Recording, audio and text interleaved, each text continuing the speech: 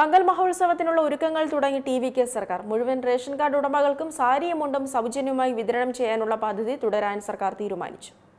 തമിഴ്നാട്ടിലെ അടുത്ത പൊങ്കൽ മഹോത്സവത്തിനുള്ള ഒരുക്കങ്ങൾ ആരംഭിച്ചിരിക്കുകയാണ് ടി.വി.കെ സർക്കാർ. മുഴുവൻ റേഷൻ കാർഡ് ഉടമകൾക്കും സാരിയും മുണ്ടും സൗജന്യമായി വിതരണം ചെയ്യുന്ന പദ്ധതി തുടരാൻ സർക്കാർ അനുമതി നൽകി. വസ്ത്രനിർമ്മാണത്തിനും സംഭരണത്തിനുമുള്ള ആദ്യ ഗഡുവായി 300 കോടി രൂപ അനുവദിച്ചു. പരമ്പരാഗത കൈത്തറി മേഖലയ്ക്ക് താങ്ങാകാനാണ് കൈത്തറി നെയ്ത്തുകാരിൽ നിന്ന് മുണ്ടും സാരിയും സർക്കാർ വാങ്ങുന്നത്. ഹാൻഡ്ലൂം ഡയറക്ടറേറ്റിന്റെ മേൽനോട്ടത്തിലാണ് വസ്ത്രനിർമ്മാണവും സംഭരണവും.